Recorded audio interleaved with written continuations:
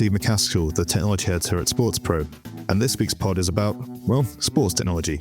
We look at the latest startups to be included in SportsPro's annual 20 ideas to invest in now, whilst also examining some of the investment trends and challenges facing the industry. How difficult is it to find funding? What tech is overhyped? And does every startup need to have AI in its title? We also have a go at playing Fancy Investor before talking to one of this year's cohort, Simon Thompson from Trickshot, in part 2 for some more considered insights. Beyond sports tech, we also explore the impact of Football Manager on professional soccer, what the cancellation of the latest entry in the series means, and there's some Super Bowl chatter. But first, let's check in with SportsPro's feature editor Sam Carp and our deputy editor Ed Dixon.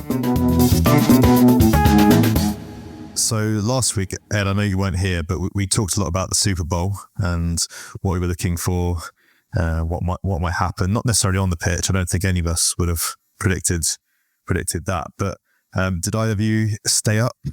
Did you manage 10 minutes? Ed, was it before your bedtime? I didn't watch it, Steve. I'm sort of waiting for an appearance on this podcast where I actually have watched a bit of sport in the US, or at least live. But no, I caught up with it, and go Eagles. Yeah, you said you're an Eagles fan, and I haven't actually heard you express any interest in either the Philadelphia Eagles or the National Football League in general. Can you elaborate a bit more on that? My mum, she grew up in Philadelphia, so bought me many years ago a Philadelphia Eagles hat, which I still have, but cut me open and I bleed green. I don't know why, but every story that you have, Ed, on this podcast seems to come back to a hat, or at least the last couple of times you've been on. But that's fair enough, actually. When I very briefly lived in the States when I was younger, the Patriots, it was when they were winning every single Super Bowl, and I took that as reason to start supporting them, which I later learned was a cardinal sin. So I haven't made that mistake again, which is basically how Steve became a Man United supporter, but he's suffering the consequences of that now. But Steve, it was your birthday over the weekend as well. Did you? How did you celebrate it? Did you celebrate it by watching the Super Bowl? The Super Bowl was the day after my birthday, so I took it as an invitation to extend the celebrations. And last week I said I've missed 2 Super Bowls in 20 years. I made it to halftime this year. I caught up with it in the morning.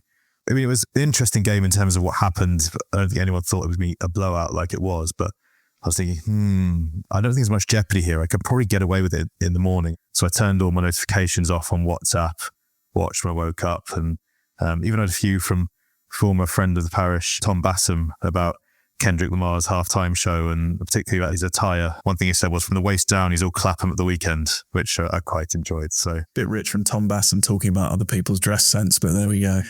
No, we haven't given the right to reply, so steady on, Ed. I think, to that point, actually, I feel like the Super Bowl and maybe like boxing events happening in Vegas are 2 of the only sporting events where I'll kind of like wake up the next morning with like absolutely no idea of what has happened, and it'll be one of those like rare occasions where I can just open the BBC Sport website and be surprised by what I see as the top story, which is one of the things I quite enjoy about the Super Bowl. But yeah, catching up with it was fun. Kendrick Lamar, it's actually got some mixed reviews in the US, I think, his performance, but that was a highlight from the highlights that I watched. Not sure about Serena Williams and her crip walking. That also seemed to generate some headlines as well. Steve, you wrote a big preview about what to watch out for from the broadcast of the Super Bowl.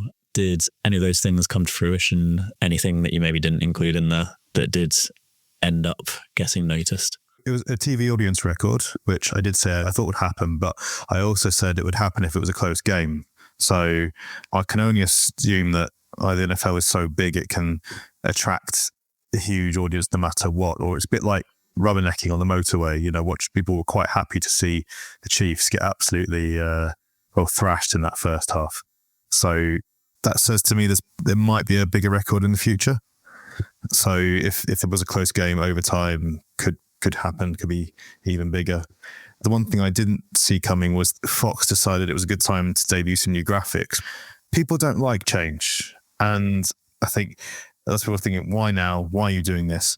I really like them, given that a lot of sports graphics in the US can be quite loud and take a lot of the screen. I mean, this did take a lot of screen, but it still looked quite minimalist. So I was in the minority, and they do talk about social media being an echo chamber. There were a lot of people talking about on-screen graphics in mine on Sunday night.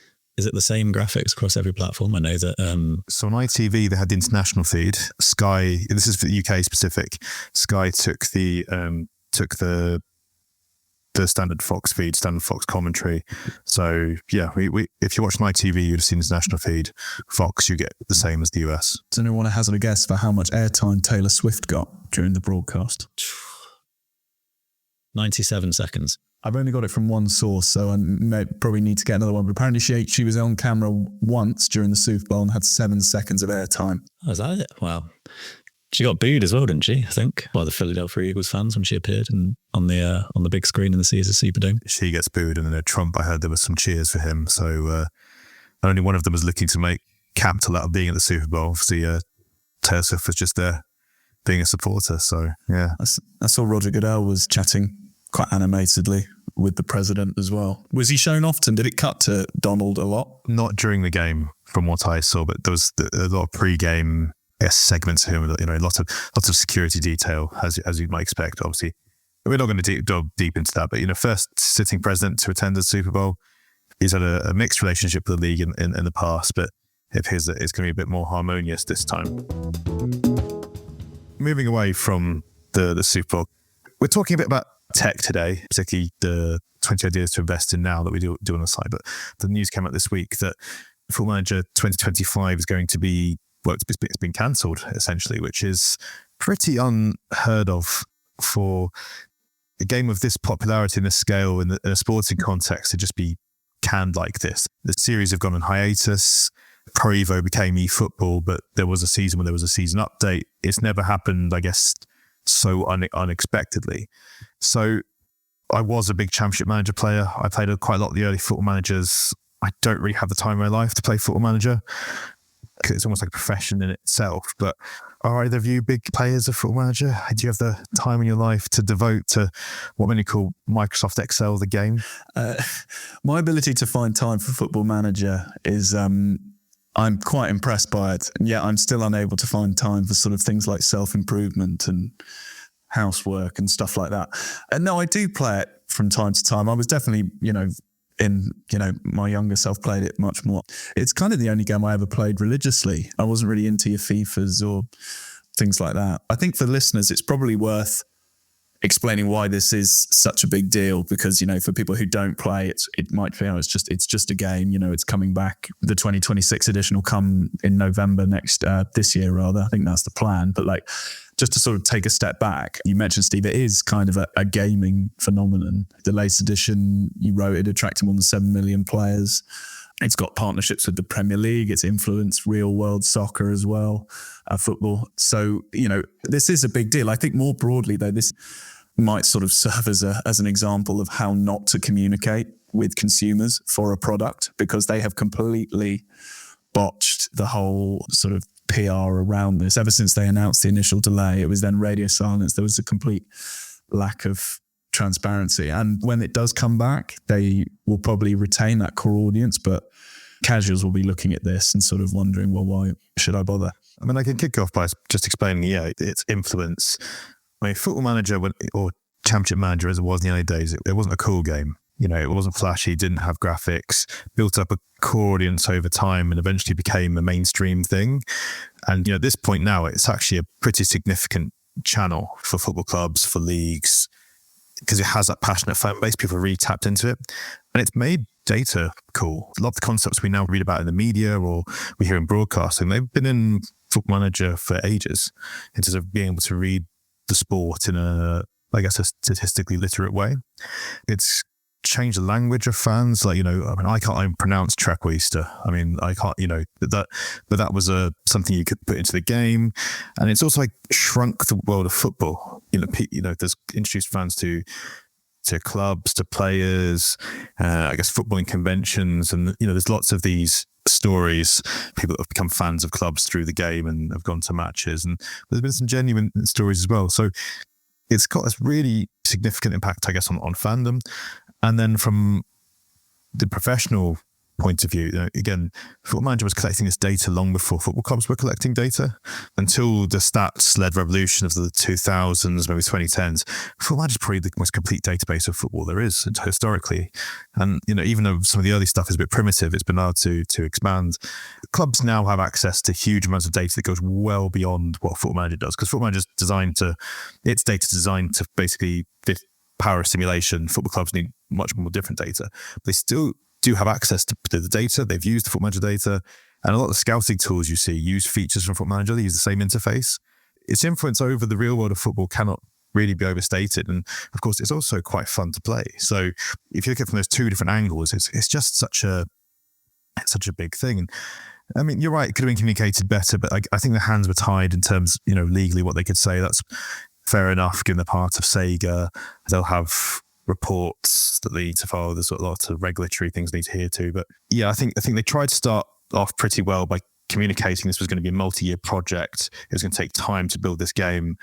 And that there hasn't, as far as I'm aware, I don't think any gameplay footage has been shown at all. It hasn't, no. Am I right in saying, Steve, this is like the biggest sort of update in a generation because they're switching to a different engine, but they gave the deadline for themselves, which I think is probably where a lot of the frustration comes from players as well.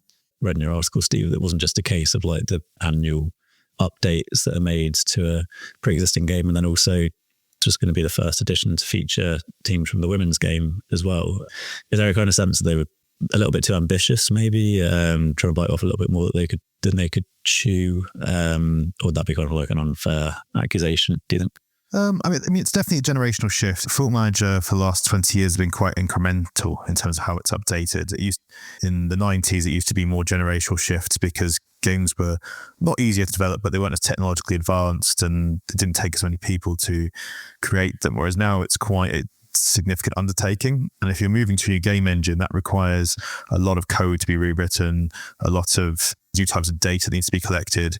If you're working from a graphical engine standpoint, that's going to involve artists, a lot of motion capture. It's going to involve, again, a lot of programming effort. That in terms of adding women's football to the game, as far as my understanding is, that's not really where the pitch point has come. That was more of a data collection challenge because they didn't have any of the data. It was also about getting all the regulations right. It was about simulating women's football to be like the real thing, and even rewriting code when you've got, I don't know how many hundreds of thousands of lines of code and it's all him, you've got to rewrite that and put it in different languages. So I think that was the scale of the women's challenge. I think it's more the generational shift than adding that in. And they seem to be aware of the scale of the challenge, which is why it was a multi-year project. And I think within the team, there was a thought that rather than working on simultaneously on this big shift and a yearly shift, put all resources on the big shift and get it out over the line. But it appears as though that just wasn't possible. And they said there was a lot of things they encountered and never thought they would. It shows, well, to me it does anyway, having annual sports series, your FIFAs, your Football Managers, or EA Sports FC as it is now, your Football Managers, Madden, things like that. It's difficult to innovate every 12 months, which is why a lot of gamers don't like or feel that these series shouldn't be annual. You update the player pack or whatever every year and then have major gaming updates or sort of overhauls every, I don't know, make it more cyclical, make it every 4 or 5 years or something like that. In general, one of the challenges, video games are just so much more complex and expensive to make, which is why we have so few.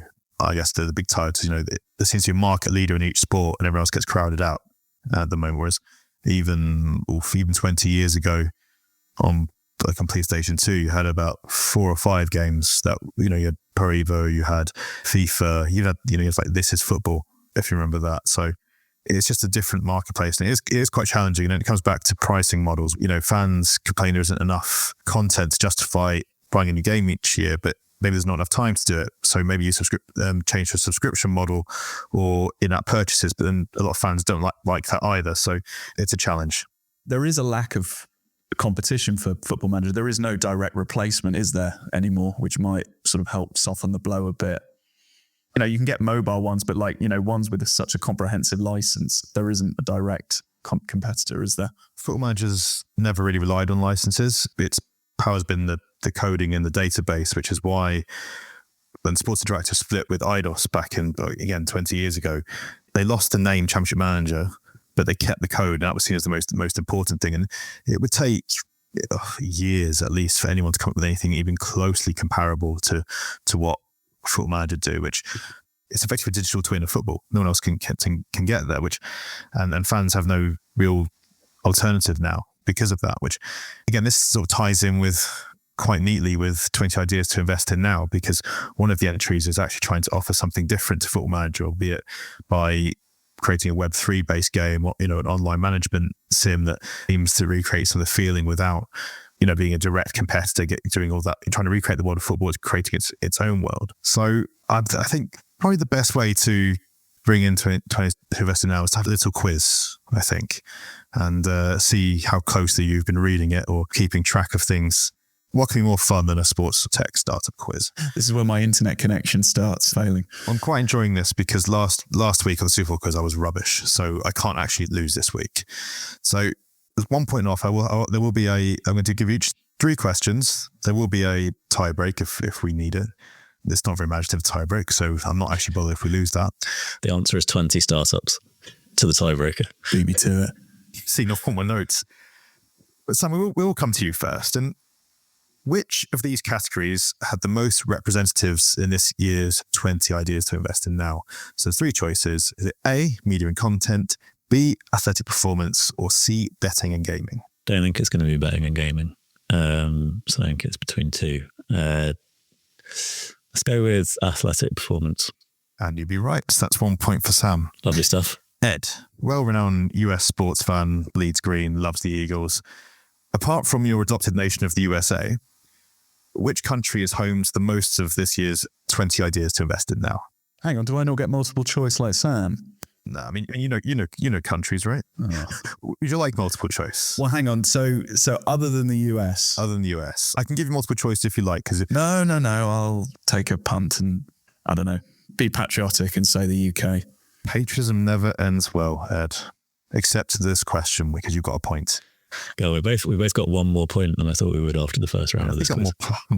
More points than I did last week, to be fair. Yeah, we don't want this to be like the Christmas quiz because we know how that ended. Can we not talk about the Christmas quiz, please?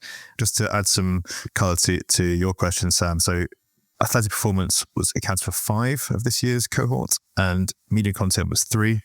Betting gaming barely featured. It was just 1. So your instincts were right there. And then yes, the US accounted for 8 of this year's class, and the UK 4. So yeah, quite dominant there. Sam, one of this year's class, Tonsa, is described as a LinkedIn for youth soccer players. Which Premier League Golden Boot winner has used Tonsa's platform? God, which Premier League Golden Boot winner? It's not Ian Wright. It must be someone. Is it a still active Golden? Am I asking too much? Still active Golden Boot. I can tell you that it's not Dion Dublin either. Okay, that does narrow it down. To be fair, I'll just go with the most recent one. I'll go with Erling Haaland. That is correct. That's 2 from 2. Lovely. I know you went through a process there, but I was just kind of assuming you hadn't read it, either of you. So I was trying not to make it too difficult. And I'm not wondering if Ian Wright won the Premier League Golden Boot. I know he definitely won the first division. I don't know, but that's a separate episode. Yeah, I'm not sure if he has it. That'll be interesting to know. Yeah, he definitely won it in the first division. Answers on a postcard. Ed, which former England cricketer has provided customised workout plans for Magic AI's Smart Mirror? Could you repeat the question, please? Which former England cricketer has provided customised workout plans for Magic AI's Smart Mirror? This does feel a bit harder. Can I have a clue? I'm going to give you a clue because that feels far less kind than Golden Boot winner. The only clue I can give you might give it away, but let's go for it. Okay, batsman or bowler? Let's say batsman. Okay, so an England batsman who was provided. I mean, okay, fine. He was captain. Oh, good game's a quick game, chaps. Okay, I'm going to say who's the England captain? Former England cricketer. It would be someone like if it's relatively recent, it'd be like something I can imagine Kevin Peterson doing. But yeah, I don't know. But I feel like I may have heard of it if it was KP because he's quite, I'm going to say Alistair Cook, but that's a complete guess. It is Alistair Cook. Could have said, I would have been leaning towards Michael Vaughan as well. I feel like he's put his face to a few of these. Michael Vaughan, a good shout. But yeah, that would have been a good shout. But it would have been the wrong shout, so I'm glad you didn't go with that. Well, I would have rather you went with Michael Vaughan because then I would have won the quiz or been closer to winning the quiz. But close to the end of the episode. The last 2 questions are multiple choice, so that should hopefully speed things along. Sam, which of these companies has appeared in a previous edition of Ideas to Invest in Now? So Rare, One Plan, or Sports Reality? One Plan. That is correct. Saying that with confidence. Oh, definitely. That was very confident. I've seen them referenced a lot of times in our coverage as an alumni of 20 Ideas to Invest In. And Ed, you need this to take it to the tiebreaker, which I don't really want it to go to because it would expose a complete lack of imagination on my part. I don't think anybody wants it to go to the tiebreak, mate. No worry. Ed, you have the same question. Which of these companies has appeared in the previous edition of Ideas to Invest In Now? Is it Beyond Sport, Peloton, or Socios? Just say Michael Vaughan, mate. Alistair Cook. Socios. I can't believe it. He's got it wrong. It was Beyond Sport. I can. So Sam takes that from 3-2, but you both did better than I gave you credit for before the quiz, so you can take that away. That was the quiz. I hope to win one myself one day. But yeah, it was an interesting point you sort of raised, I guess, Sam. You didn't think betting and gaming would feature much in this year's list, which was definitely one of the trends that I identified. It's sort of, there's still a lot of interesting things going along, but it appears like the industry has matured away from, in the US at least, from this period of explosion that we've seen and discussed into maturation. I think it's all about trying to solidify market share, overcome regulations in the sense of get those last few states to approve betting, while also I think there's a bit of a growing awareness of the social challenges that may have been unleashed as well. So it hasn't been quite as prominent as previous years. But athletic performance, it's not surprising, but I thought, given that seemed like very much a lockdown fueled trend for a while, it's kind of come back down. And for me, it wasn't just the software elements, it was the hardware elements. People still buying hardware. So have you guys used any of these connected fitness tools or anything, or have you got any insights to why these things are still quite exciting and attracting investment? I've got Garmin. I feel like a lot of people I know who run or cycle, they'll use a Garmin now, or they'll use their Apple Watch. They'll use maybe use a Whoop now, which has, I think, become a little bit more popular. And I think that's possibly why we still see athletic performance kind of ranking quite highly.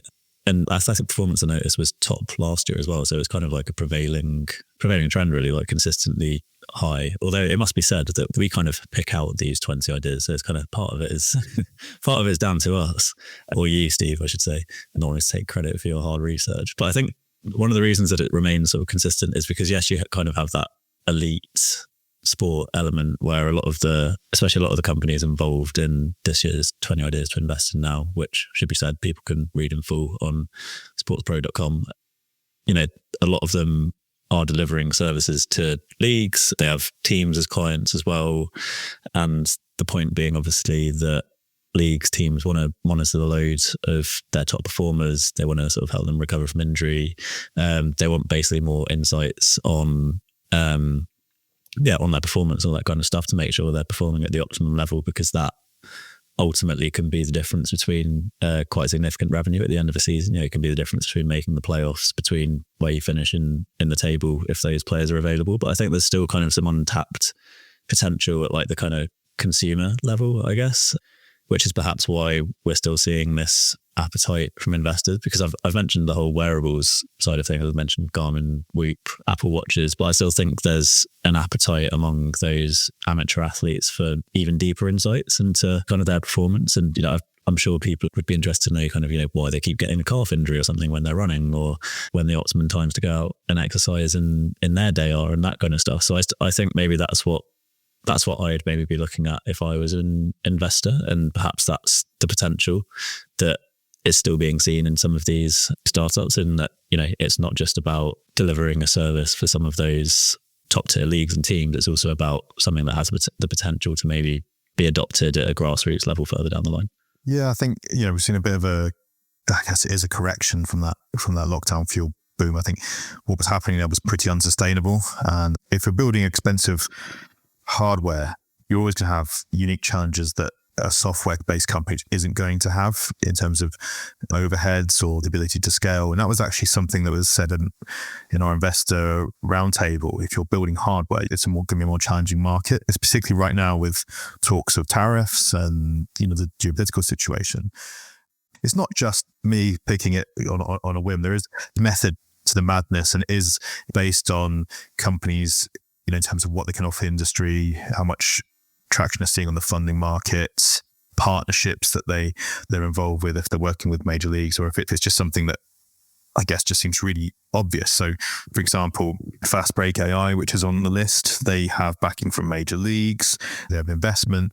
There's an obvious use case for smart scheduling technology. I don't know if you ever read anything about how English soccer fixtures are decided, but it's a combination of pen and paper and a computer, and it's been going since the 1980s, and it has to take into account policing requirements, has to take out venue availability. And I think that I'm paraphrasing here because I wish I remember this specific example, but I think even the Northampton Flowers Show has to be taken into account. So it's a really complex thing, and not everyone has the time or ability to schedule like this. And if you're a smaller sports or a smaller league that perhaps doesn't have that same guarantee of a venue availability, having AI tech to just do the scheduling is going to be really valuable. So that's a case where there's an obvious need within the industry. And in terms of categories, athletic performance led the way, media content was the mixed reality, operations, stadiums and venues, betting, gaming, fan engagement, grassroots participation, retail and e-commerce, ticketing, and Web 3.0. So there's some categories that are related there as well. But I think regardless of how the list is created, it does provide a pretty good snapshot of where the sports technology industry is at and what investors are wanting to back, basically. Do you think any AI company is obliged to put AI at the end of its name, which seems like there's quite a few in this list where that seems to be the format? It's like whenever one of the media companies launched a streaming platform, it would be insert company name plus.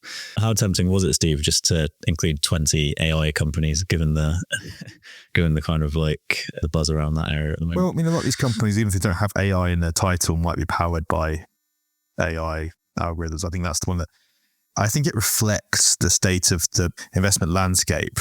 You have people at funds, yes, they'll be well advised, yes, they'll have some inkling about the industry, but they won't have a deep knowledge of it, I suppose. And so if they see AI, they know that that's an exciting area of investment, that they're confident that's going to be the next big thing. And I think a lot of companies are worried that if they don't make that association with the investors, they're going to struggle. So even companies that might be powered by intelligent technology, but their main purpose isn't AI, will emphasize that point. They'll hit people over the head with it because that's the best way to get funding.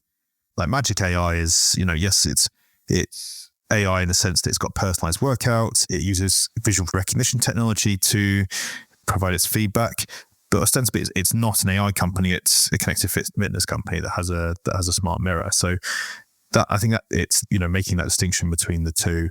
Most technologies have some sort of intelligent component to move forward. But that's the investment landscape at the minute. I think that's why. I'm looking at the list in front of me, and there's plenty that are AI powered. Like even if their main product isn't AI, and I'm looking, and I think I've not gone to each and every single one individually, but I think there's maybe about 2 or 3 that I would say probably aren't especially AI, and that's it. I think we're seeing as well with all these AI startups that they're actually addressing actual issues and challenges within sport. Like we're seeing proper use cases for the technology. You mentioned Fast Break, Steve. I think another one on there is Can AI, and they're using AI to automatically translate spoken word commentary, and that's in real time as well, and that offers a load of possibilities for rights holders, reaching more global fans, things like that. So I think if we hadn't already, we've sort of moved away from AI being this shiny thing that's kind of felt like intelligence for intelligence sake, and actually it's providing actual concrete use cases, which is interesting, and I think that's reflected by the different startups in the list this year. There's a few things that have happened in the last couple of years. You look at how prevalent, betting and gaming was. There was more Web 3.0, so more crypto-based startups. And then, these weren't necessarily scams or anything or attempts to extract money. They were trying to use blockchain in a meaningful way. And while some companies might be trying to emphasize the AI element, they might be trying to downplay any sort of crypto technology because they don't want to be tarnished by association. So there's only one Web 3.0 company in the list, and that is Soccerverse, which is the Football Manager sort of competitor. It's not a competitor, but it's the management simulation that we mentioned earlier, and it's trying to use blockchain just to create a an online management league using crypto technology as the degree of trust behind it. So these things are always cyclical. And I think what is interesting technology perhaps isn't always synced with what interests investors. And what does interest investors? See, I feel like that kind of feels like a nice segue onto the investor roundtable that we ran to coincide with the launch of this list. I think I kind of what I noticed, perhaps hadn't realised it's been quite a tough market for sports tech over the past year. I think Sports Tech X were quite a reliable source of information. Also, believe one of their top executives was contributing to this roundtable, but their report showed that sports tech funding in 2024 was as low as it's been since 2020, I believe. So quite a tough market last year, but maybe things starting to pick up going into this year. That was the sense that I got from that particular feature as well. Yeah, I think there's macroeconomic and microeconomic factors in there. Macroeconomic, I think we're all aware of the challenges we've had since COVID in terms of inflation, in terms of where the people want to prioritize their investments. There's been market corrections in a lot of spaces as well. So I think that's been no secret. In terms of what's happening to sports specifically, I mean, there's been several funds raised in the last couple of years, but just because funds have been raised doesn't mean they're going to be released. And they're still looking for they're looking for that rate of return, looking for the available market. I think in general, people are very excited about sport, and there's been a couple of growth markets that people have been looking to actively exploit. So look at, again, betting being the most obvious one, perhaps for the last 2-3 years, but also sponsorship, applying data and intelligence to sponsorship. And then also, I guess, making sure that brands are in place to, name, image, and likeness. That's been an area that was of focus. A couple of years ago, we had at least 2 sponsorship startups focusing on NIL, and we don't have anything like that anymore. And one of our respondents to the Tech Investor Roundtable even said they thought that was a market that was just not going to be a factor. They think that was perhaps something that was going to be a bit overhyped. So it has been difficult. One of the things that was really interesting in the Investor Roundtable was the impact of Trump on the sports tech landscape. Let's face it, Trump is going to be, we all think he's going to be pretty pro-business president. So that's going to perhaps make investors more confident about spending their money. It's going to take away red tape and make it easier for startups to get ahead and commercialize their ideas. But then equally, things like tariffs are going to make it harder again for companies that rely on manufacturing distribution. There's always a skills gap as well. So what's that, what are immigration policies going to have on access to, I guess, development talent? And then, of course, that's a very American-centric way of looking at things. What's going to happen to European startups? How are they going to get around any potential restrictions? Are they going to fall behind? And there's also, AI is now a geopolitical battlefield. So what's going to happen in terms of those companies like OpenAI, et cetera, that are developing technology that's going to be used by a lot of these companies? But then you've also got what's happened in China's recent gains. So it's just so many factors combining to make this a really difficult and perhaps unpredictable place to operate in at times. But I think there's a bit more positivity this year. Although, again, I think it was that same report you read, so you may not see this until 2026 because the funds haven't been released yet or they've committed their funds. So yeah, challenging. Should we have a bit of fun and try and place ourselves in the position of some of those investors and hedge our bets on where we would maybe be putting our money over the next couple of years, if we were in charge of some of those funds that you mentioned, Steve? So how much money do I have at my disposal? Do I have WeWork and SoftBank levels of money to invest in the market? We know how that's gone. Or am I going to give a serious answer about where I think the... Yeah, do that. Where I think the market is. Oh, serious? Fine. Oh, no, not serious. Okay, I'll give you 10 million to play with. You don't have to spend all of it. You can just be participating in a round, that kind of thing. Okay, so I think if I was an investor with $10 million in my back pocket, I think it would have to, it is quite a boring answer. I think media and content, and I think addressing streaming fragmentation, trying to address the issue of discoverability and maybe monetization. Basically, you aggregate all these feeds into a single platform. I don't have to flick between various services. It's really easy to add subscriptions to this. maybe even there's some functionality where I can pay for an event, or I've got an allocation of 10 events a month and I could top it up. It's just simple as tapping something. So if I suddenly decide I've got time today to watch the World Biathlon Championships, I can do that. That's my allocation. There's no friction as a payment. I think any company that can create that sort of streaming agnostic platform, create those options, that's what I'd want to back. What about you, Sam? I'm going to pretend that I have an infinite pot of cash, and I'm going big on the shared reality experiences. I know that maybe they're a little bit too far along for this to be a kind of untapped opportunity, but I think COSM's really cool. There's like a lot of talk. There's been like a lot of talk over the years about how you get fans in different parts of the world to experience what it's like to watch a game in a venue that realistically they might never have the opportunity to visit. I feel like there was like the metaverse was kind of came with promises of that. There's been virtual reality, which has also prominently featured in 20 Ideas to Invest in now, and dare I say it, one of the overhyped trends as part of that investor roundtable in the past. And I feel like this just kind of, COSM, and to a lesser extent like the Sphere in Vegas, which maybe isn't sports specific, just seemed to me like the most viable way of doing that. Yeah, obviously they've only got a few venues right now, and it's not that accessible, but they do have quite big ambitions of setting up venues outside of the States. How far that goes, I don't know, because I imagine you need a certain level of infrastructure for that type of venue. There's kind of real estate involved, property development, all that kind of stuff.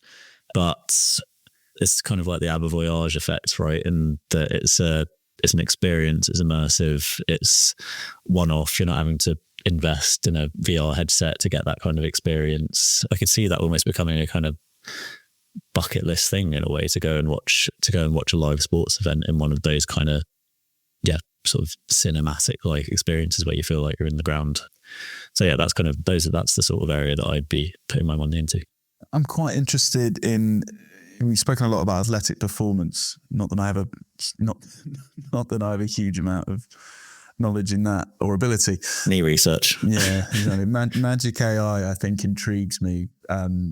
You can deliver personalized workout experience without the need for a personal trainer. I think that could appeal for a lot of different people, depending on your sport or discipline or whatever. I think that's a very accessible idea, and also depending on your goals as well, however big or small they are. It seems very accessible. I think you mentioned Alistair Cook and that as well, Steve. I could probably ask him, he managed to make a career off 3 cricket shots. Maybe he can sort of tell me how to make a village cricket career off just 1. So yeah, that might be another one. So your investment decisions are guided by the fact you want a virtual Alistair Cook in your house. Absolutely. Yeah, someone to talk to finally. Lots of people would want that, to be fair. Just have him read me a book before I go to sleep. That would be nice. Anyway, we've had our say. Steve, I know that you've actually been speaking to, is it a founder or someone who works at one of these startups and 20 Ideas to Invest in now? Yeah, so I spoke to Simon Thompson from Trickshot, who are working on like volumetric data capture and I guess digital recreations. So basically creating digital versions of real life sport so you can see it in a different way. They work with leading broadcasters, they work with ESPN, they've worked with the Australian Open. And, you're talking about shared experiences just there. I guess this is one of those immersive sporting experiences that I believe many properties are hoping can capture the next generation of sports fan. And there's a bit of data element to it as well. So yeah, very interesting company, and it was great to speak with them. So let's have a listen.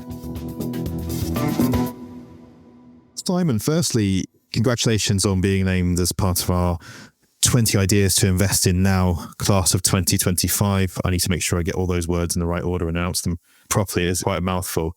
For us, that list is about startups that are serving an industry need. It's about companies that are doing good things in a certain space. It's just a way to profile how dynamic and how interesting sports technology is. So for our listeners, if you could just explain what Trickshot is, how the idea came about, what is it you're looking to do for the industry? Thanks so much. Yeah, firstly, thanks so much for having me on. It was awesome to be added to the list. I've been telling everyone about it. Even my mother knows. So she's very proud of me.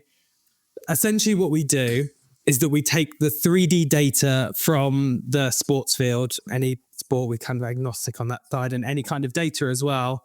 And then we take that and then we turn it into new types of content and new types of experiences. It's something that is incredibly visual, and it's the thing that if you see the kind of work that we do, suddenly it kind of clicks. But when you're on a podcast, so you've got to explain it. So when that means from a visual and the kind of content that we can create, it means that when you've got a 3D data on the pitch, it means that you can put what happens on the pitch into a game engine, and then you can put the camera anywhere on the pitch. So you could follow behind players, you can add effects, you can put it into augmented reality. All of these things are possible when you use the 3D data. I saw this as a really big opportunity. Actually, like in terms of how Trickshot started, I was working at Verizon previously in their augmented and virtual reality department. We saw this kind of technology coming down, specifically markerless motion capture that is now being used for semi-automatic offside. So you'll know when I use the phrase 3D data, the easiest kind of reference point for people that are listening is semi-automatic offside. So that's when they're tracking 22, 28 different limbs and joints. And then it means that they're able to see whether a player is onside or offside by being able to have that 3D data and constantly tracking it. Now, that's amazing for officiating, but we thought like, wow, what else kind of creatively is possible from that data? So when I was at Verizon, I convinced the senior people there to do a big project, and we presented it at Cannes, spent a lot of money working with World Rugby, we worked with Formula One, we worked with Unity, we worked with Canon, and we did this presentation that showed what is possible when you use this data.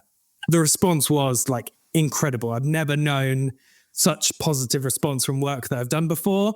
And it really, like, in the back of my mind, I was like, oh, like if this is good, I'm going to have to start Trickshot. And it was so good that I was like, okay, I'm going to have to leave my job. And off we go. I set up Trickshot, and I thought this is the way that I wanted to go. So then after I did that, then we've worked with the NBA, Australian Open, some of the biggest football leagues out there, some of the biggest football teams as well, to bring this stuff to life and see what's possible. It is really still early days, but where we are now compared to when we started 2 or so years ago, we've come so far in terms of what's possible. And it's really exciting thinking about where it will go as the data improves and the processing and all the other nerdy things that we deal with improves. Yeah, it's a good point that, what you do perhaps isn't the best thing to convey on a podcast. But I think the first time that I came across Trickshot was when you entered the Ignition competition. I saw the basketball example, and that was something that was quite impressive. In terms of your technologies, how do you capture that data? Is it multi-camera? How do you get that raw data to create those virtual recreations that can feed into all these applications? Yeah, so we actually try and remain agnostic on data, and we are like the next step after the point of the data has been captured. So there's 2 different types of data that you can collect. One, which is very prolific within sports at the moment, is something called markerless motion capture. So you've all seen videos of Andy Serkis in Lord of the Rings with the dots all over his face. That's how you track his motion.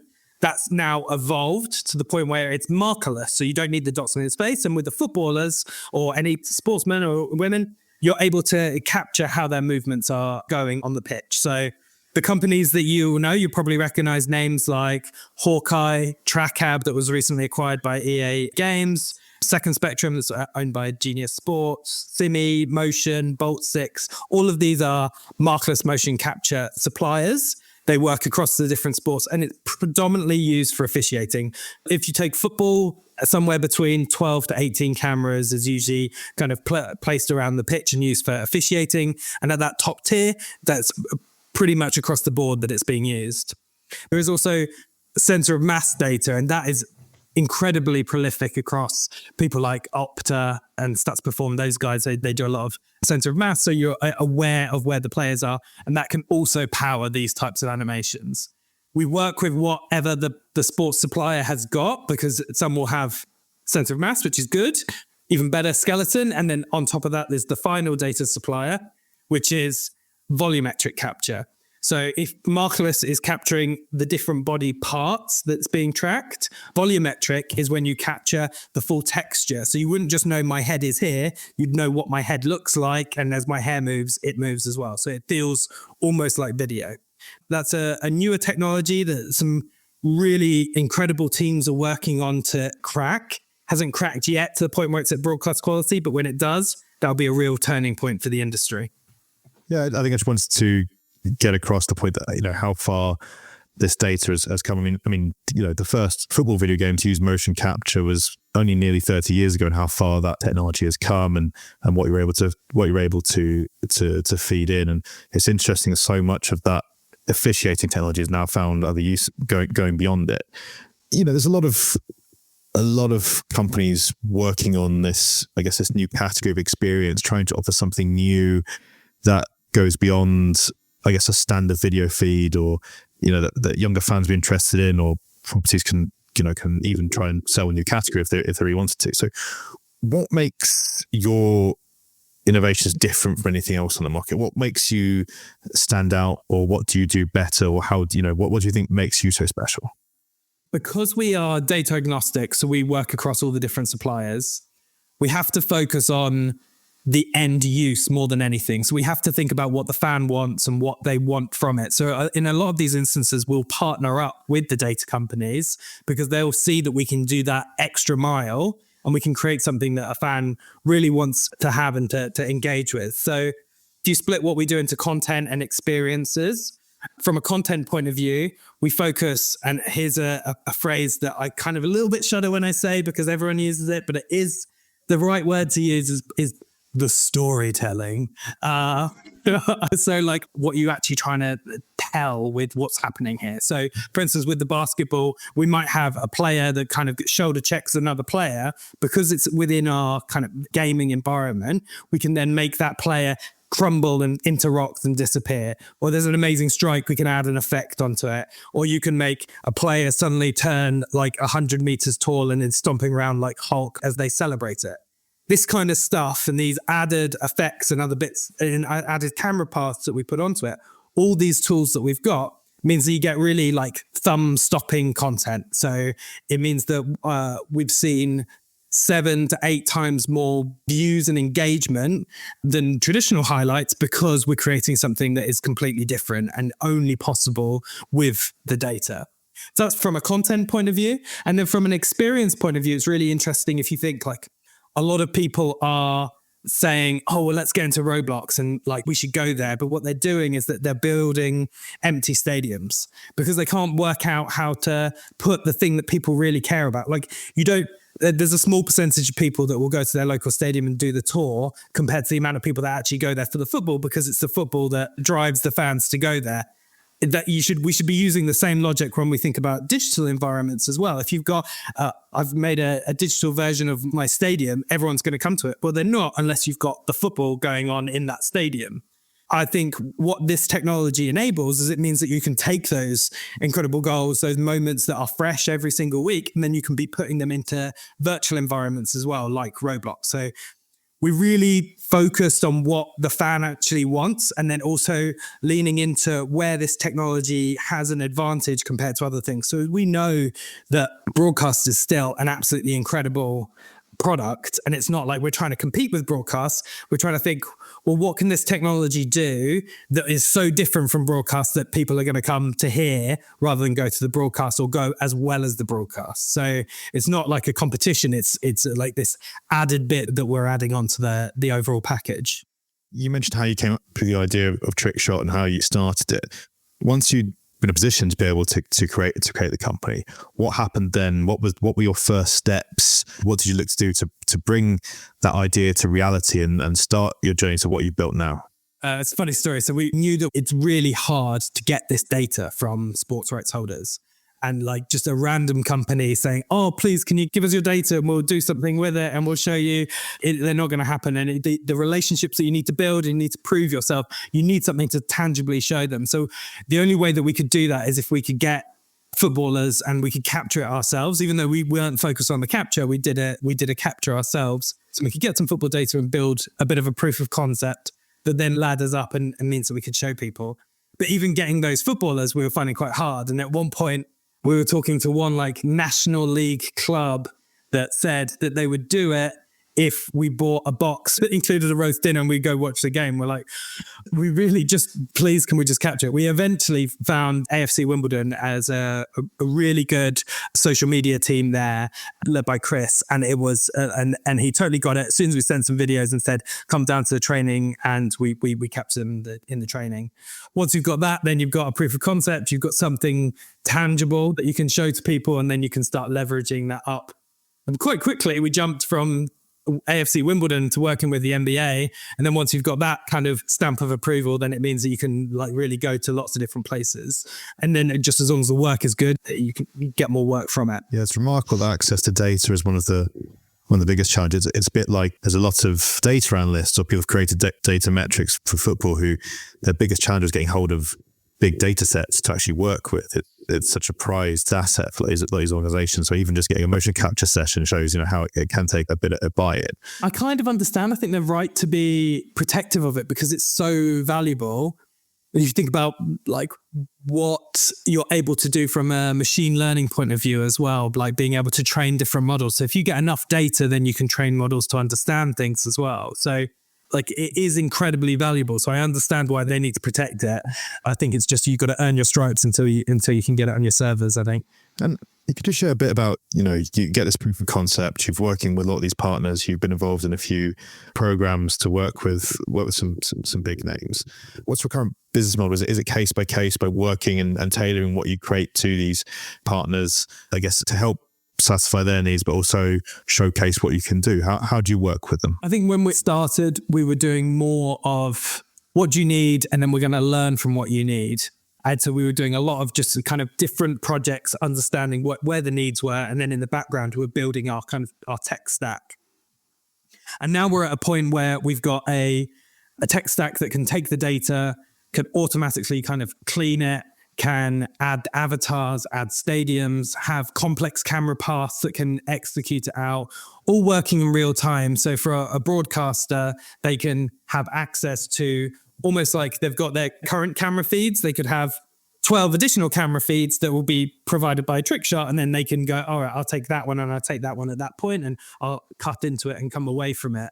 So we're now at a point where we focused more on the content than the experience, I would say. So we've got a project that's really tangible that people can use off the shelf. There's elements of customization because you might want your players to look like them or the stadiums to look like. Those kind of creative elements are always going to need to be customized. But the core technology, we've now built it so it's kind of off the shelf and able to work on a game by game basis with partners. So I guess ultimately the idea is for it to be scalable but customizable so it can adapt to anything. Exactly. I think that's also where the biggest demand that we've seen from the market is as well. So I think that every company knows how to deal with video. They don't know how to deal with 3D data that's ingested into video games that are then turned into kind of a Roblox experience. When it gets more complicated, then it can be hard to see through. Whereas if I say, you give me data, I give you good video, it's a simple proposition for people to kind of take the first step on. And moving forward, I guess, what's your biggest challenge right now, or where do you need the most support?